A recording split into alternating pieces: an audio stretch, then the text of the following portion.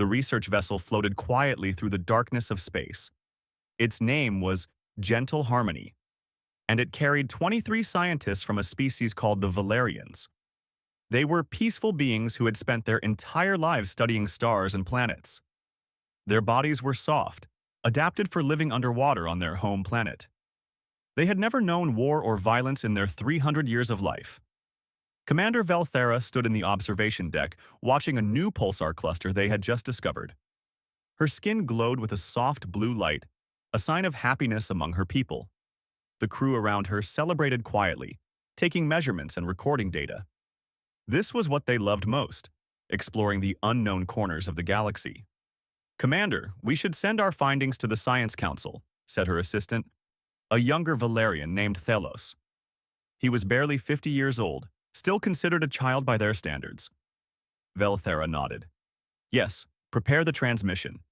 This discovery will advance our understanding of stellar formation by decades." The crew worked peacefully, unaware that they had drifted into an uncharted sector. This region of space was far from the patrolled areas of the Galactic Council. They had no reason to fear. In their experience, the galaxy was a safe place. Pirates and raiders were things they only read about in historical texts. That peaceful moment shattered when the ship's alarms began screaming. "Unknown vessels approaching," shouted the navigator. His voice cracked with panic. "Multiple signatures, they're moving fast." Velthera rushed to the command station. Her hearts, all three of them, began beating rapidly.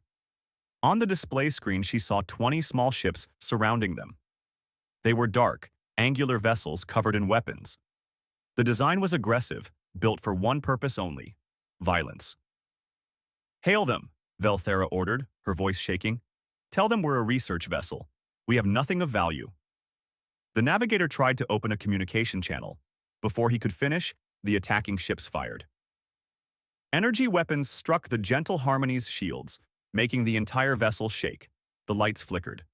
Several crew members fell to the floor. "Shields at 60%!" someone shouted. Another volley of weapons fire hit them, then another. The shields were dropping fast. These raiders were not interested in talking. They wanted to strip the ship for parts and supplies. Velthera's mind raced. They had no weapons. Their ship was designed for research, not combat. They couldn't fight back. They couldn't outrun these vessels. There was only one option. "Send a distress call," she commanded. "Emergency frequency. Send it now." The navigator's fingers trembled as he worked the controls. The shields were failing. The attacking ships were preparing to board. They had minutes at best. "Distress signal ready, Commander. Which frequency?" "The Council Emergency Channel," Velthera said. "Maximum broadcast range." The navigator's hands moved across the controls in panic. Sparks flew from a damaged console nearby. The ship shook again. In his fear and confusion, he made a mistake. His finger hit the wrong control. Instead of using the standard Galactic Council emergency frequency, he activated an ancient channel that nobody used anymore. The distress signal shot out into space, traveling faster than light. It bypassed all the civilized systems.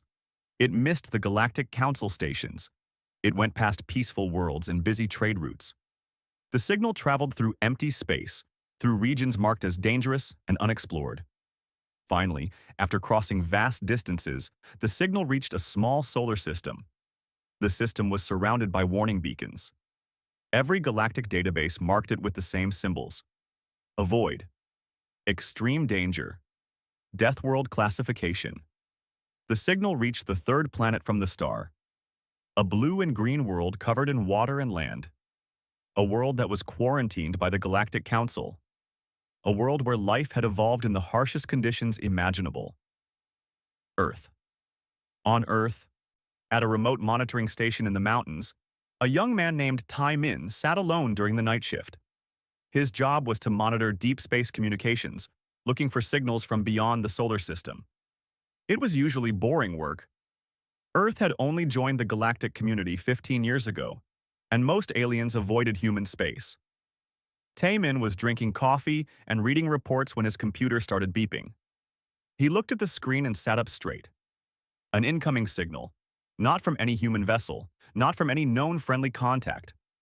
He started working on the signal, running it through translation programs. The message was clear despite some interference. Under attack, requesting immediate assistance. 23 crew members aboard, research vessel, non-combatant, coordinates attached. Please help. Taman felt his heart start pounding. Someone was in trouble. Someone was calling for help.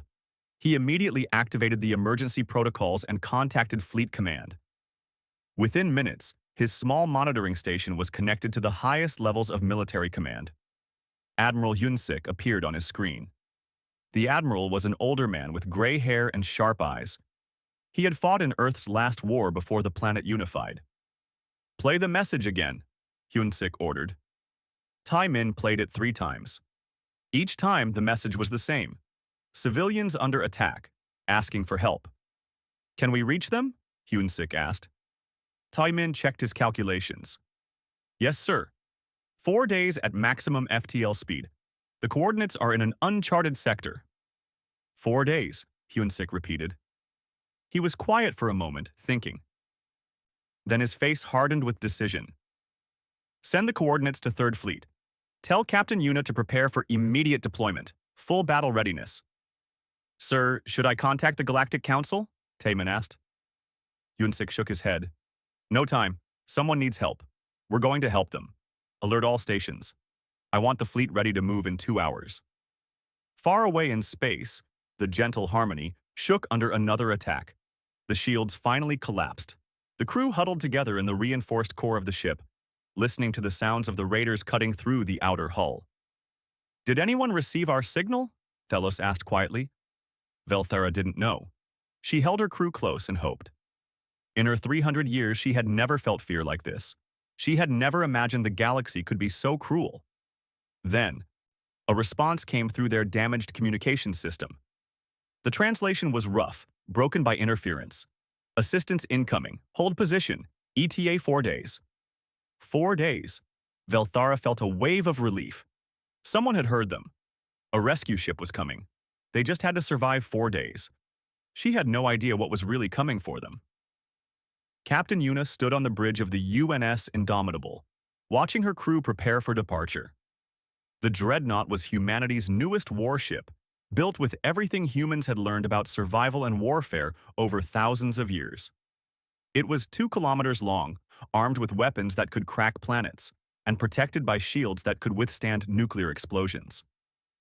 Yuna was 42 years old and had spent half her life in space. She had short black hair, sharp eyes, and a calm demeanor that made her crew trust her completely. Right now, she was reading the distress signal for the 5th time. "Captain, all ships report ready," said her second officer, Lieutenant Jae-won. He was young but capable, having served under Yuna for 3 years. Yuna nodded. "How many vessels total?" 12 dreadnoughts including us, 40 destroyers, 8 carrier groups, the entire 3rd Fleet, Captain. Admiral Hyunsik authorized full deployment. Yuna looked at the tactical display. It showed the massive fleet forming up around her flagship. Hundreds of ships, thousands of crew members, all preparing to jump across a quarter of the galaxy because 23 people they had never met were in danger. Some of her officers had questioned the scale of the response. Was it necessary to send so much firepower? Couldn't a smaller task force handle a rescue mission? But Yuna understood perfectly. This wasn't just about tactics or proportional response. This was about who humans were. On Earth, when someone called for help, you helped them. You didn't calculate the minimum effort required. You didn't wonder if they deserved it. You just went. "Begin fleet-wide communication," Yuna ordered. A moment later, every ship in the fleet was connected. Thousands of faces appeared on screens throughout the bridge. Captains, commanders, pilots, marines, all of them waiting for orders. "This is Captain Yuna," she began. "By now, you've all heard the distress call. 23 civilian researchers are under attack by unknown hostiles. They're outgunned, defenseless, and running out of time. They don't know us. We don't know them. But they asked for help. And that's enough." She paused, looking at the faces on the screens. "Our mission is simple. We get there. We extract those civilians. We eliminate any threat to them. Rules of engagement are clear. No hostile action will be tolerated against defenseless people. Not while we're around. Not ever. Across the fleet, thousands of crew members straightened. They understood. This was what the uniform meant. This was why they had trained. Not to conquer or dominate, but to protect those who couldn't protect themselves. All ships, prepare for FTL jump on my mark, Una commanded. Destination coordinates locked. Jump in 3, 2, 1, mark. Space bent around the fleet. Reality twisted. The massive collection of warships vanished from Earth space and hurtled toward the unknown.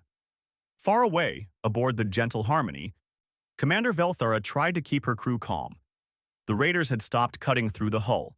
They seemed to be discussing something. Perhaps they had received the message that help was coming. Perhaps they would leave. Commander, I'm detecting unusual energy readings, the sensor operator said weakly. He was injured, bleeding from a wound on his side, but still working his station. What kind of readings? Velthara asked. I don't know. They're coming from the direction of that quarantine sector, the one marked as dangerous in all our charts. Velthara felt a chill. What sector? The humans sector, the Deathworld system. The crew fell silent. Everyone knew about Earth. It was famous throughout the galaxy, though few had ever seen it. The Galactic Council had discovered humanity 15 years ago and immediately declared their world off-limits. The reports were terrifying. Earth was a nightmare planet. Its gravity was 3 times stronger than most civilized worlds. Its atmosphere was poisonous with oxygen, a highly reactive element that most species found toxic. The planet was constantly trying to kill everything on it. Earthquakes, hurricanes, volcanoes, floods. The native life had evolved into an endless competition of predators hunting predators. And the humans themselves were the apex of that deadly evolution. Forward-facing eyes designed for hunting. Bodies built for endurance and violence. Minds that never stopped looking for threats. They were the product of millions of years of survival on a world that showed no mercy. Surely they didn't receive our signal, Thelos whispered. The humans are quarantined. They don't involve themselves in galactic affairs. Velthara wanted to believe that. But the energy readings suggested otherwise. Outside the Gentle Harmony, the Marauder Captain Zekthor was celebrating. His crew had almost finished cutting through the research vessel's hull. Soon they would have access to valuable equipment, rare materials, and perhaps even hostages they could ransom. Zekthor was a Kraith, a species known for scavenging and raiding. He had been doing this for 20 years, attacking weak research vessels and unarmed cargo ships. The Galactic Council hunted his kind, but space was vast, and he was careful. Captain, we're receiving a response to their distress call, his communications officer said. Zekthor laughed. Too late for them. We'll be inside in another hour. Sir, the response says assistance is coming. 4 days. 4 days? Zekthor laughed harder. We'll be gone in 4 hours. They'll find nothing but an empty ship. His crew joined in the laughter. 4 days? What kind of rescue service took 4 days? By then, the Gentle Harmony would be stripped clean, and they would be safely hidden in an asteroid field. But Zekthor's laughter died when his sensor operator suddenly shouted, Captain, multiple contacts, FTL signatures. What? Where? Everywhere. Dozens of them. No, hundreds. They're dropping out of FTL right on top of us.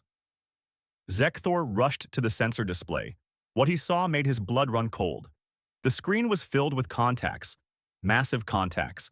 Energy readings that dwarfed anything he had ever seen.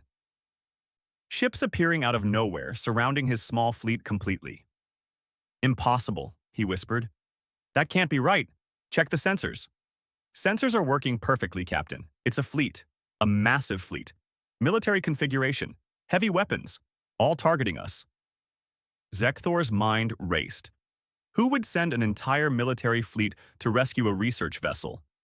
The Galactic Council? No, their nearest patrol was weeks away. A private security force? They didn't have this kind of firepower. Origin point? He demanded, tracking back the FTL signatures. Captain, they came from the quarantine sector, the human system. The bridge fell silent.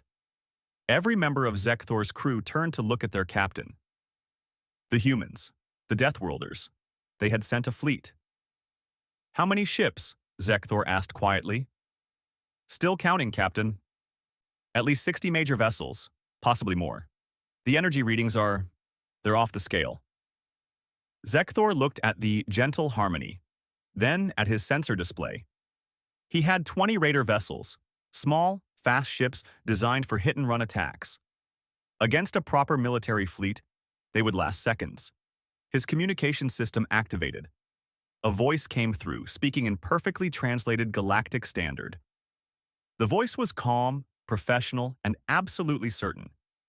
This is Captain Yuna of the United Nations ship Indomitable.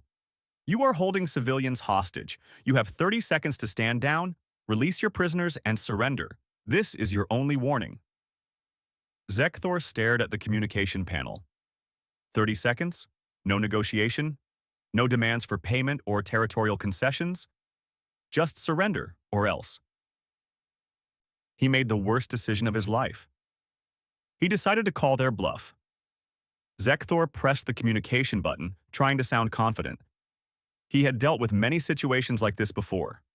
Most security forces were willing to negotiate. They talked for hours, made deals, let pirates escape if it meant saving hostages. Unknown vessel, he said with a sneer in his voice, you're making a mistake. We have control of this research ship. We have hostages. If you attack us, they die. Now, I suggest we discuss terms. Captain Yuna cut him off. 20 seconds. Zekthor blinked. They weren't even listening. They weren't interested in negotiating. You don't understand the situation here. We outnumber you in this immediate area. We have the advantage. 10 seconds. Inside the gentle harmony, Velthera and her crew heard the exchange through their damaged communication system. She felt her 3 hearts racing. The voice of the human captain was unlike anything she had heard before. There was no anger in it, no emotion at all. Just a simple statement of fact, like someone reading a weather report. 5 seconds. Zekthor realized, too late, that he had misjudged everything. Wait, we can… Time's up. All vessels, weapons free, fire. What happened next lasted only 4 minutes, but it would be remembered for generations. The human fleet opened fire with coordinated precision. Railguns, weapons that fired projectiles at a significant fraction of the speed of light, struck the marauder vessels first. The kinetic energy was devastating. One moment, a raider ship was there. The next moment, it was expanding cloud of superheated metal. Zekthor watched 3 of his ships vanish in the first 2 seconds. Evasive maneuvers. Return fire. His remaining vessels tried to scatter, firing their weapons at the human fleet. Energy beams and missiles launched toward the massive dreadnoughts. For a moment, Zekthor hoped their weapons would at least slow down the attackers. The human point defense systems activated. Walls of depleted uranium shells filled space, creating barriers of metal that destroyed every incoming missile before it could reach the fleet. Energy beams that would have melted through normal shields barely scratched the human vessel's defensive screens. Our weapons aren't working, his tactical officer screamed. Full power to engines. Get us out of here. 2 more raider ships exploded, then 3 more. The human weapons were relentless. Missiles with advanced AI targeting that predicted evasive maneuvers before they happened. Energy beams that tracked targets through multiple course changes. And those terrifying railguns that turned ships into debris with single shots. Zekthor's ship shuddered as a projectile grazed their hull. Half his crew was thrown to the floor. Alarms screamed throughout the vessel. He looked at his tactical display and saw his fleet being destroyed piece by piece. Retreat! All ships retreat! The surviving raiders tried to run. 5 ships managed to jump to FTL, escaping into the darkness. The others weren't fast enough. The human destroyers moved with impossible speed, cutting off escape routes, hurting the raiders like prey. Inside the Indomitable, Captain Yuna watched the battle unfold with cold efficiency. Her tactical officer called out targets and eliminations. The bridge crew worked smoothly, each person performing their role perfectly. Hostile fleet neutralized, J1 reported. 15 vessels destroyed. 5 escaped. No damage to our fleet.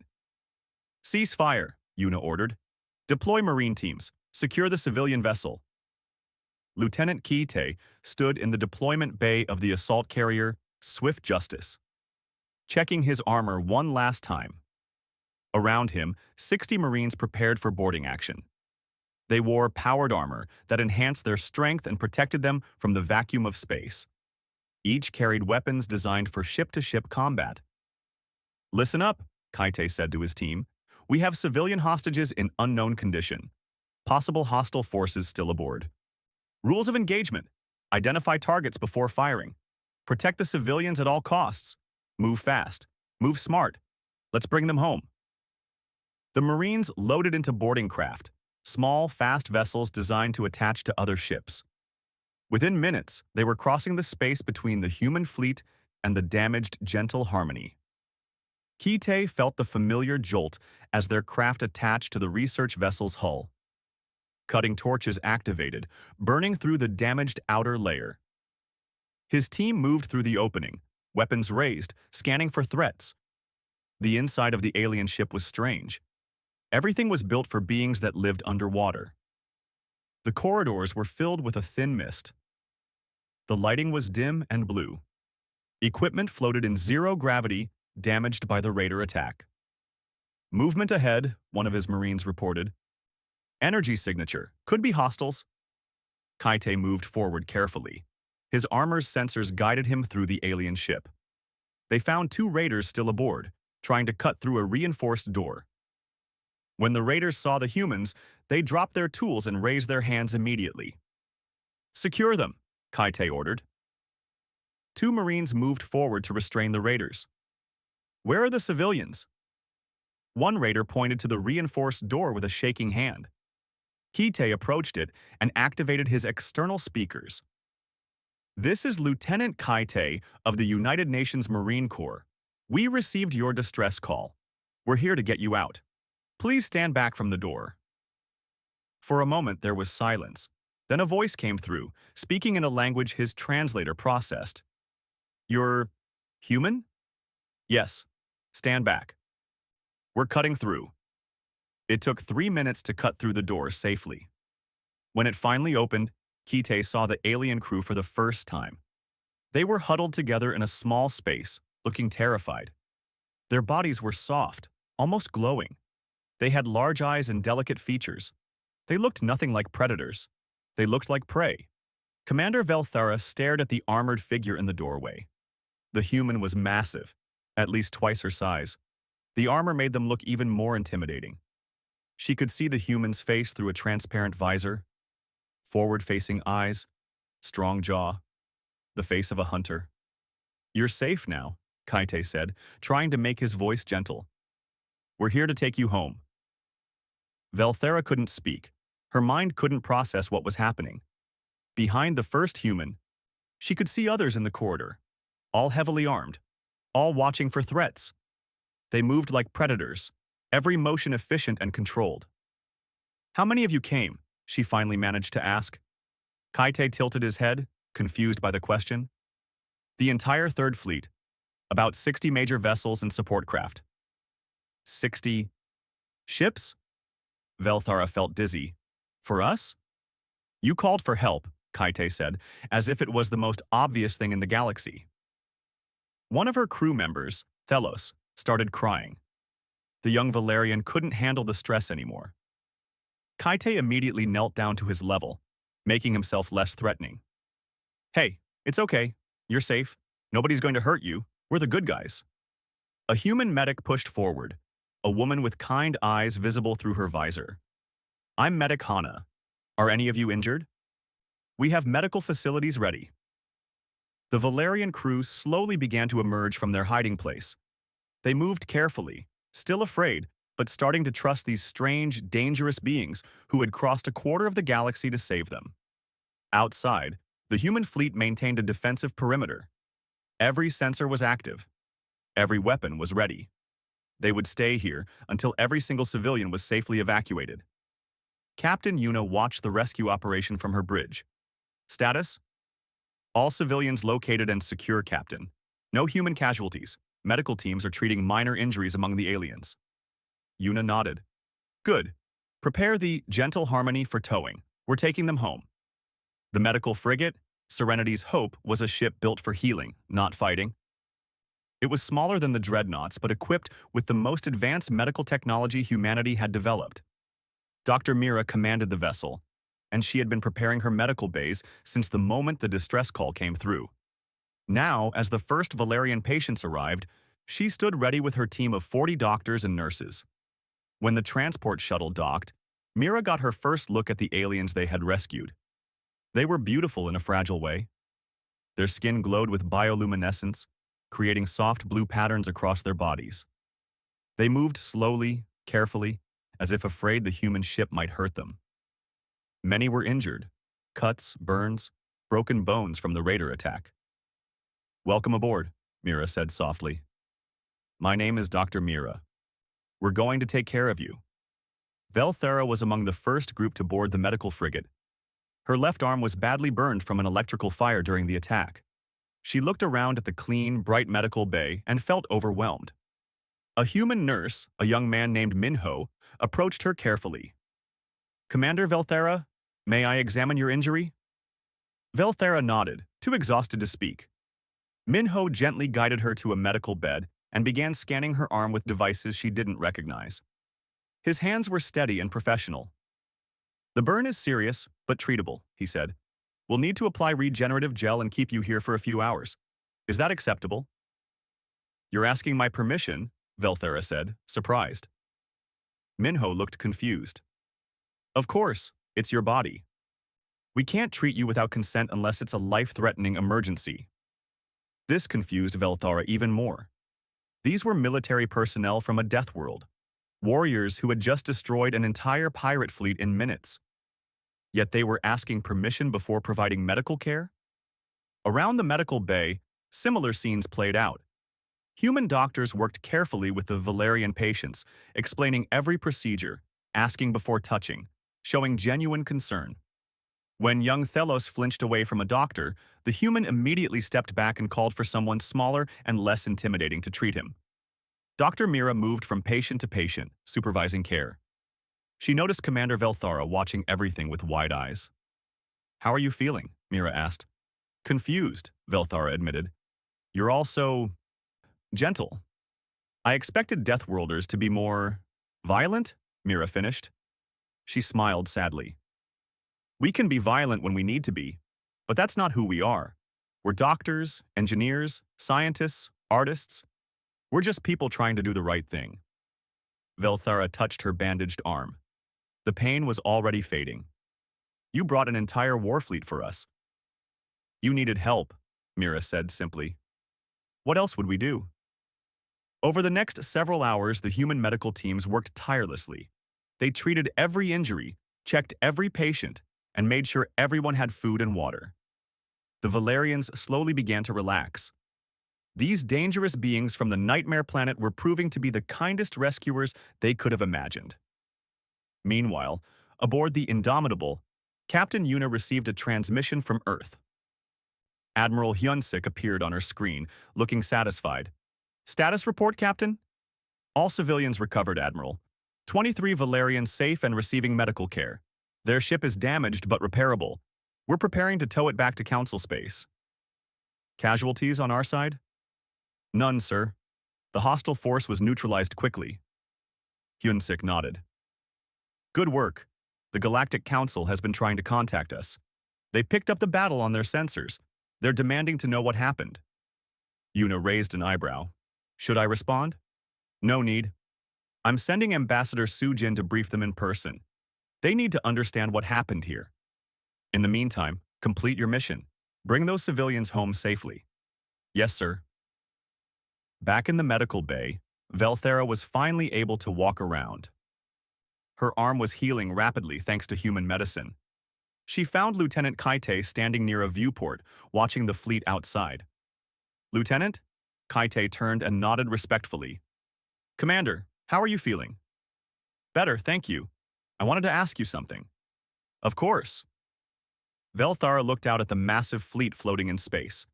Dozens of warships, all bristling with weapons. "Why did you bring so many ships? Surely a smaller force would have been enough. Kite followed her gaze. We didn't know what we'd be facing. We heard people in trouble and prepared for the worst. Better to bring too much force than not enough. But the cost, Velthera said.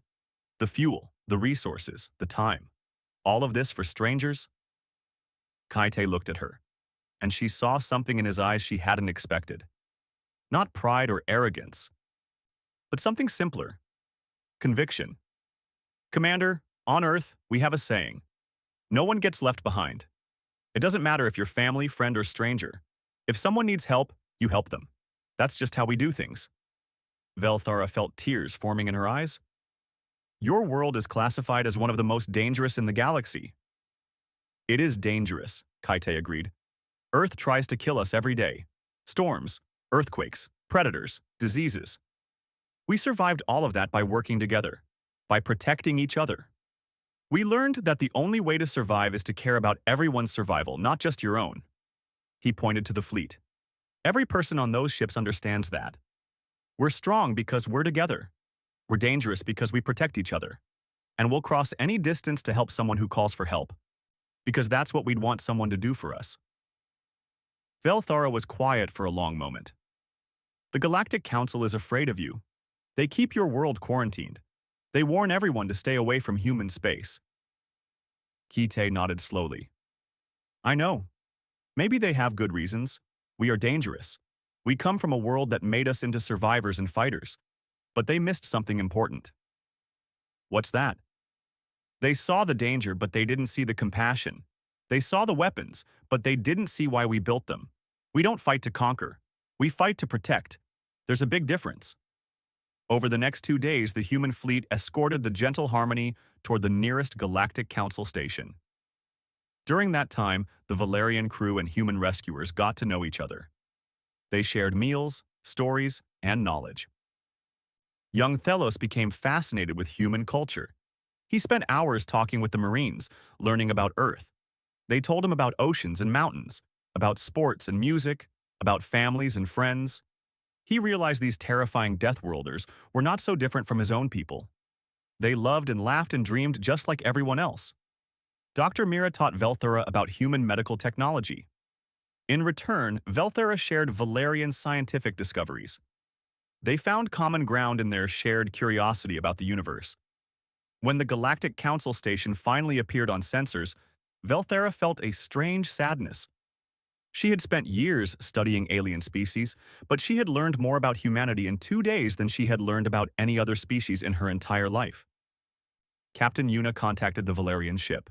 Commander Velthara, we're approaching the station. Your people are waiting for you. Thank you, Captain, for everything. Just doing our job, Yuna said, but there was warmth in her voice. Safe travels, Commander. If you're ever in our part of space, come visit Earth. I think you'd like it. Velthara laughed. I might take you up on that. As the Gentle Harmony docked at the station, Velthara looked back one last time at the human fleet. Those massive warships that had seemed so terrifying were now a comforting sight. She understood now what they truly represented. Not conquest, not aggression, but protection, safety, the promise that when someone called for help, someone would answer. The Deathworlders had proven to be the greatest heroes she had ever met.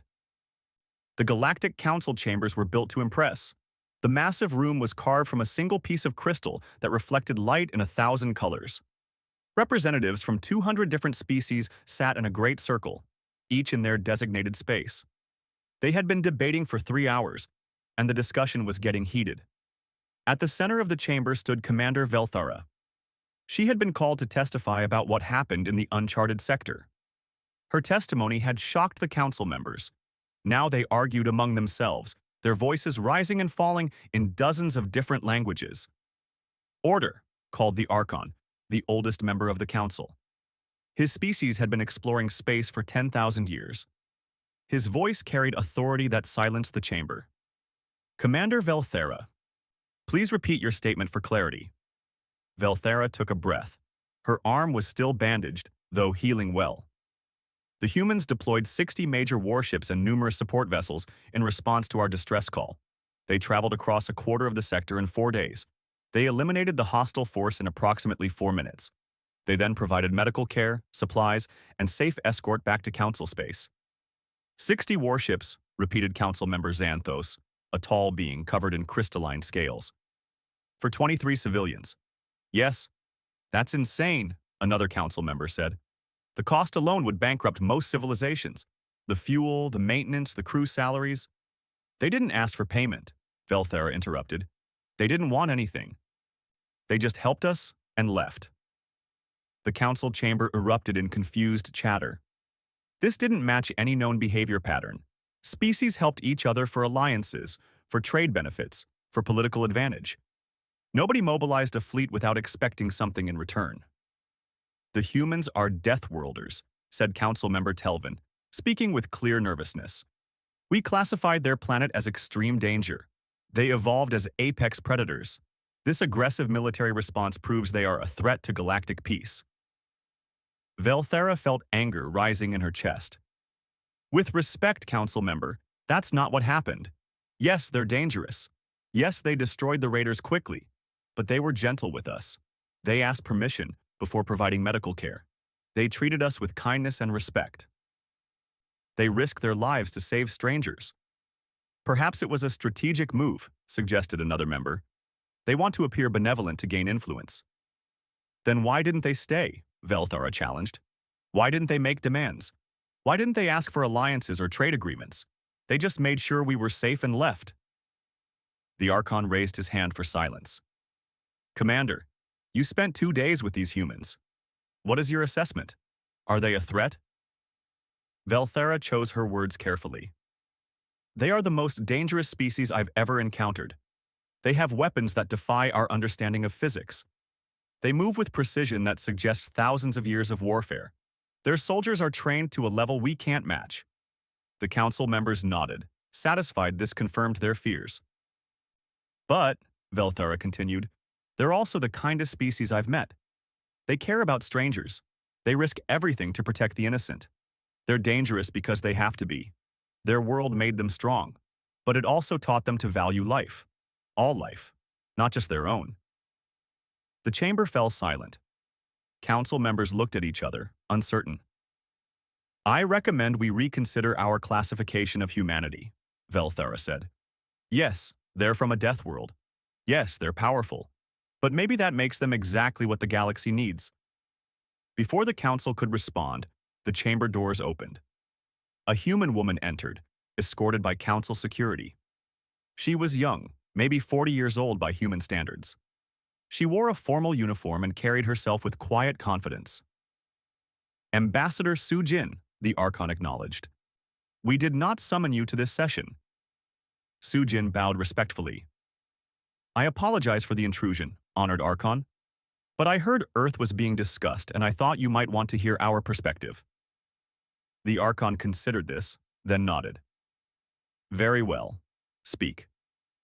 Sujin walked to the center of the chamber, standing beside Velthara. She looked around at all the council members, meeting their eyes without fear.